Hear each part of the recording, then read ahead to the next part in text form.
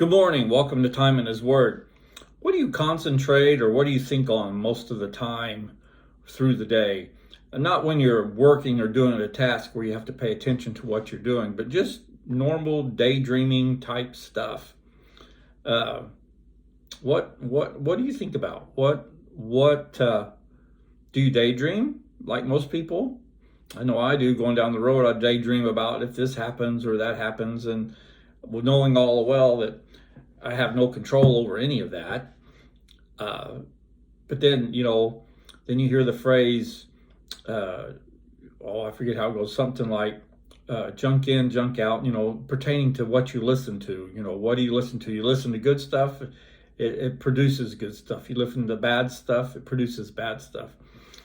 So whatever we listen to, we reflect on what we hear. Same way with the phrase, he didn't have his mind set to it. You know, in other words, so what are you reading? What do you read? What you read is what you are. So if you read bad stuff, you are, it produces bad stuff. Same thing with music. Music plays a big role in our lives. There's a lot of influences in our lives throughout the day without us really recognizing and or thinking about them as the influence that they have or the impact they have on our life. In Colossians, the 3rd chapter, verse 2, it says this: set your mind on the things above, not on the things that are on earth. Pretty good words of wisdom, don't you think? To set your mind on things above. There's not a lot, we can daydream about it. There's not a lot we know about heaven other than what we read in the Bible.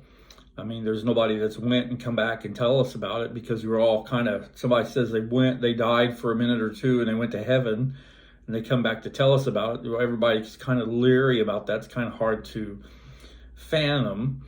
You don't want to doubt what they're saying, but at the same time, you're kind of like, I don't know, that guy's kind of out there.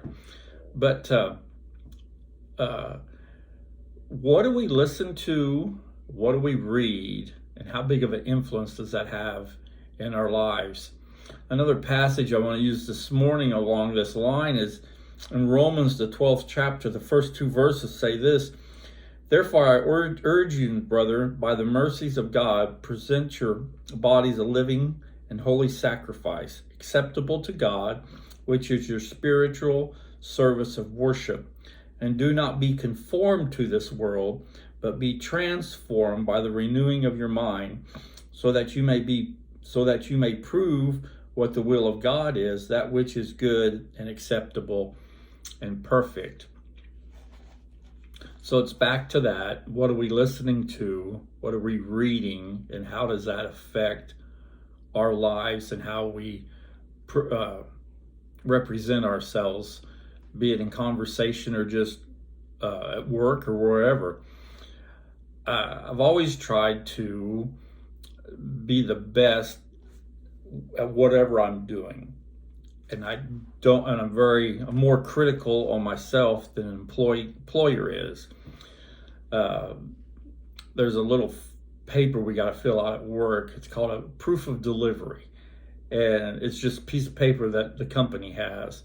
When I went through orientation, they said whether the receiver signs it or not, it's not important, but we still have to fill this piece of paper out. Well, to me, that's the game, in that I see how long I can go before I make an error on that paper, and the gal that takes care of them is going to call me. And so I've kept track of that, and very seldom does she call, because very seldom do I make a mistake, because I go over it and I make sure it's correct. But like I said, that's just me. But I think if we try as individuals, if we try to always do the best job that we can, that reflects in us, that reflects positive on us. And it's the same way in our walk in Christ. If we're trying to do our best to serve Him, study His Word, learn His Word, without us realizing it, we will project that unknowingly. And it just just one of those deals. I think that it's one of those subconscious deals that you do it without realizing it.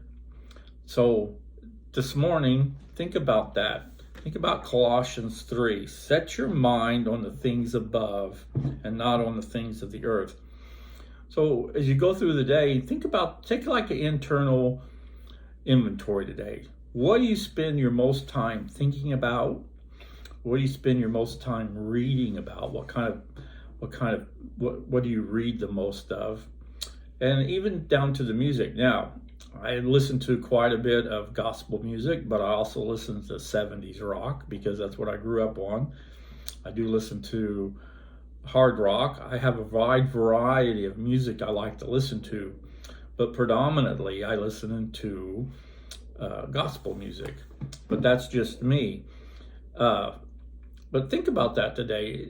Just take a little bit of time and think about what you read. And of course, people don't hardly read anymore because newspapers have went out of business. You can't hardly find a bookstore. You got to buy all that online. But still yet, think about what you read, what you listen to, and what your mind thinks about. And how does that reflect on your life? How does that reflect in your life? And more importantly, how does people perceive you from the things you do, from the things you read, listen to, and how you speak?